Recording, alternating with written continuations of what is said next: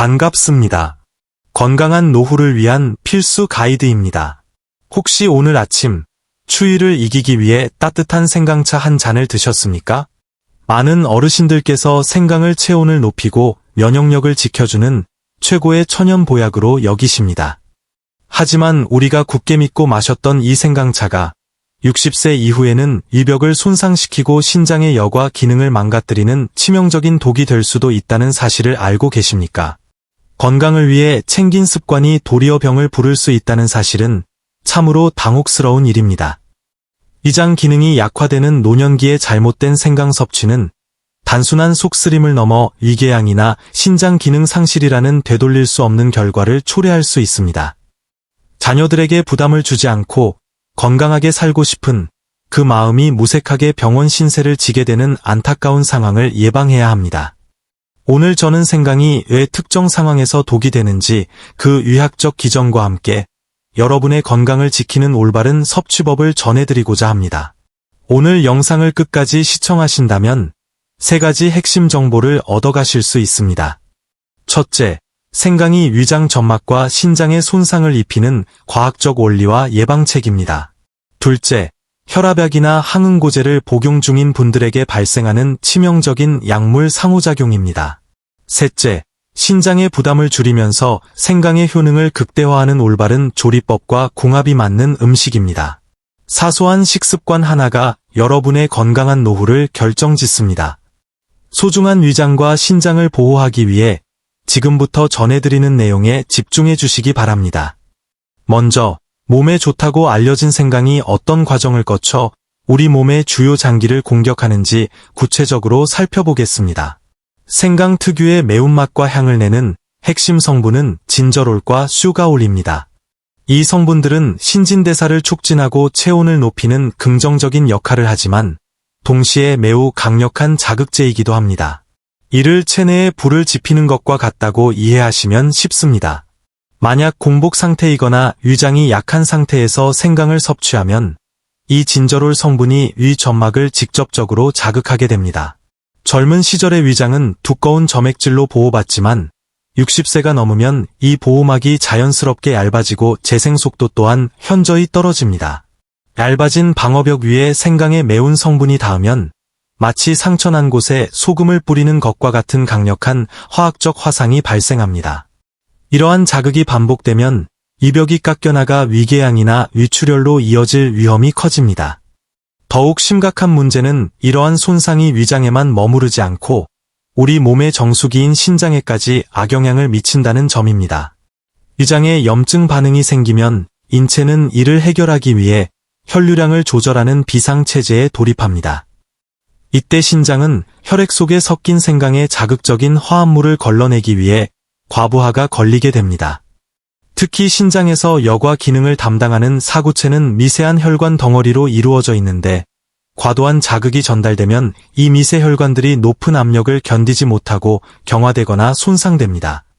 이는 결국 체내 독소를 걸러내지 못하는 유독증이나 만성 신부전의 원인이 될 수 있습니다.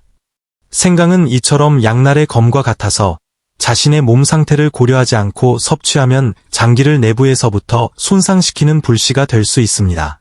지금 전해드리는 정보가 여러분의 건강관리에 실질적인 도움이 되고 있다면 구독 버튼을 눌러주시면 감사하겠습니다. 여러분의 관심은 제가 더 깊이 있는 건강 정보를 연구하는 데 큰 힘이 됩니다. 또한 주변의 건강을 염려하는 지인분들께 이 영상을 공유해 주신다면 그분들에게도 큰 선물이 될 것입니다. 이제 가장 주의하셔야 할 첫 번째 경고, 바로 복용 중인 약물과 생강의 위험한 만남에 대해 말씀드리겠습니다. 특히 고혈압약이나 혈액순환 개선제를 드시는 분들은 각별히 주의하셔야 합니다. 실제 사례를 하나 들어보겠습니다.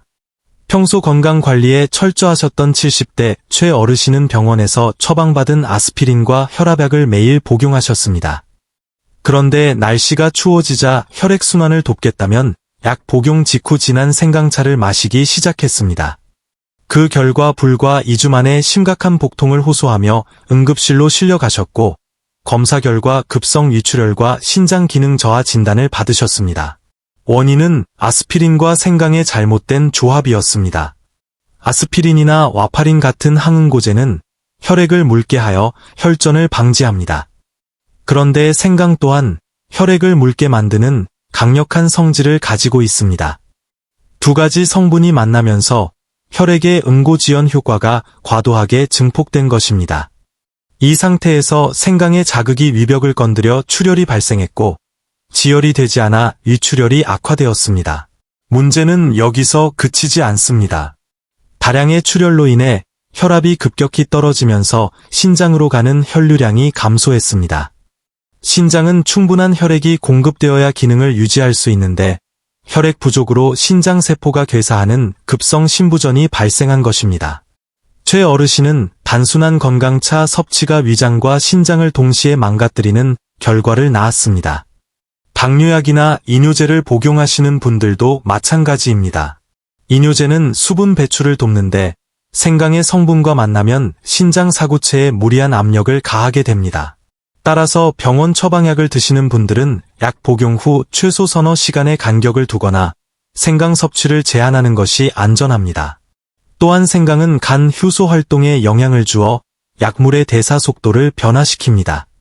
이는 약효를 지나치게 강하게 하거나 떨어뜨려 특히 혈압약 복용자의 경우 저혈압 쇼크나 낙상 사고를 유발할 수 있음을 명심해야 합니다. 약물뿐만 아니라 우리가 일상에서 흔히 접하는 음식 중에도 생강과 만나면 신장에 부담을 주는 조합이 있습니다. 바로 보양식으로 즐겨 드시는 오리고기입니다. 보통 오리고기의 잡내를 잡기 위해 생강을 듬뿍 넣곤 하는데 이는 의학적으로 권장되지 않는 조합입니다. 한의학적으로 오리고기는 성질이 매우 차가운 음식인 반면 생강은 뜨거운 성질을 가집니다. 두 성질이 만나 중화될 것 같지만 소화 기능이 떨어진 노년층의 위장에서는 오히려 충돌을 일으킵니다. 차가운 오리고기를 소화하기 위해 위장이 에너지를 집중하는 도중 뜨겁고 자극적인 생강이 들어오면 위장 근육이 비정상적인 수축과 이완을 반복하며 냉복통을 유발할 수 있습니다. 소화 불량으로 위장의 가스가 차고 복압이 상승하면 신장으로 가는 혈관이 압박을 받아 혈류량이 감소합니다. 오리고기 소화 과정에서 발생하는 노폐물을 처리해야 할 신장이 혈액 공급 부족으로 인해 산소 결핍 상태에 빠지게 되는 것입니다. 이런 현상이 반복되면 신장 기능이 저하되고 부종이 발생할 수 있습니다. 오리고기를 드실 때는 생강 대신 따뜻한 성질이면서도 자극이 덜한 마늘이나 부추를 곁들이는 것이 위장과 신장을 보호하는 현명한 방법입니다.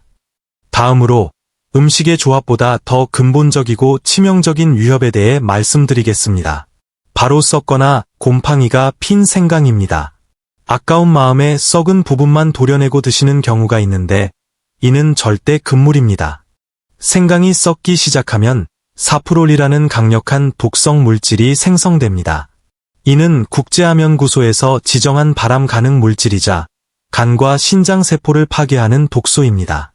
생강은 섬유질이 촘촘하게 얽혀있어 겉보기에 일부분만 썩었더라도 이미 독소와 곰팡이 포자가 생강 전체로 퍼져 있을 가능성이 매우 높습니다. 더욱 무서운 것은 사프롤이 열에 매우 강해 끓이거나 볶아도 파괴되지 않는다는 점입니다. 이를 섭취하면 독소가 장에서 흡수되어 간세포를 파괴하고 이를 걸러내려는 신장 사구체의 괴사를 일으킵니다. 따라서 생강이 조금이라도 무르거나 곰팡이가 보인다면 미련 없이 통째로 버리셔야 합니다. 이는 낭비가 아니라 여러분의 생명을 지키는 투자입니다. 지금까지 주의해야 할 점들을 알아보았다면 이제는 생강과 함께 먹었을 때 약이 되는 최고의 궁합을 소개하겠습니다. 첫 번째는 천연 벌꿀입니다.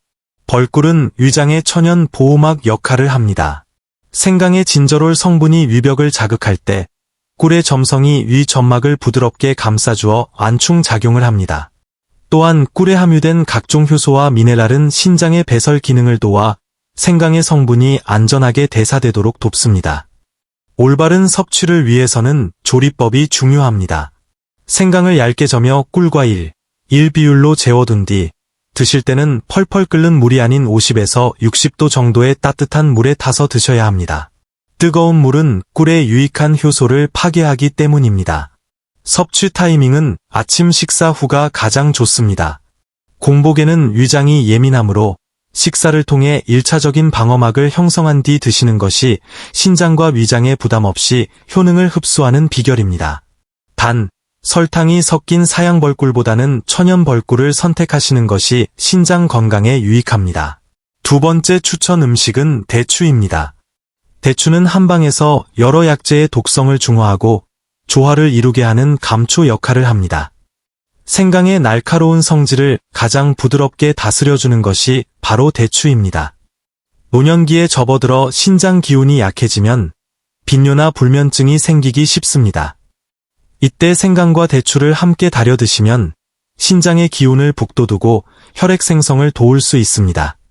대추의 은은한 단맛은 생강의 자극을 줄여주고 신경을 안정시켜 숙면을 유도합니다. 조리하실 때는 대추씨를 제거하지 말고 통째로 넣거나 가위집을 내어 사용하는 것이 좋습니다. 대추씨에는 신경 안정과 신장 강화에 도움을 주는 유효 성분이 풍부하기 때문입니다. 물 1리터에 말린 대추 10에서 15알, 생강 한 톨을 넣고 물이 절반으로 줄어들 때까지 은근하게 달여 드십시오. 대추의 과류까지 함께 드시면 식이섬유가 노폐물 배출을 도와 신장의 부담을 더욱 덜어줄 수 있습니다. 마지막으로 소개할 음식은 신장의 해독 작용을 돕는 무입니다. 대추가 에너지를 채워준다면 무는 신장 필터의 노폐물을 씻어내는 청소부 역할을 합니다. 무의 풍부한 이소티오시아네이트 성분은 신장의 염증을 억제하고 독소를 분해하는 데 탁월합니다. 특히 통풍이나 요산 수치가 높은 분들에게 생강과 무의 조합은 아주 효과적입니다. 무의 이뇨 작용과 생강의 혈류 개선 효과가 만나면 체내 요산과 노폐물을 소변으로 배출하는 능력이 극대화됩니다. 가장 좋은 섭취법은 열을 가하지 않거나 최소화하는 것입니다. 물을 갈아 즙을 낸 뒤 미지근하게 식힌 생강 달인 물과 섞어 생강 무즙으로 드시는 것을 추천합니다.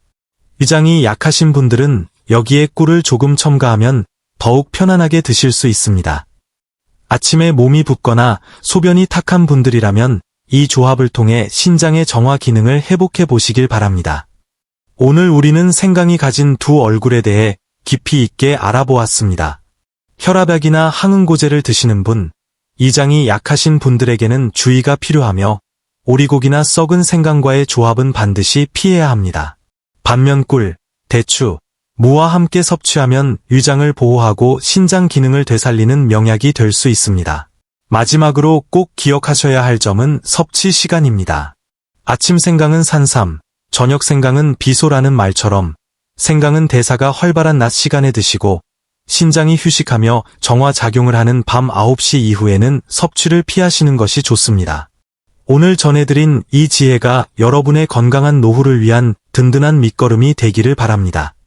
여러분의 작은 실천이 모여 활기차고 행복한 삶을 만듭니다. 내용이 유익하셨다면 구독과 좋아요 부탁드리며 여러분만의 건강관리 비법이 있다면 댓글로 나누어 주십시오. 저는 다음 시간에도 더욱 신뢰할 수 있는 건강 정보로 찾아뵙겠습니다. 감사합니다.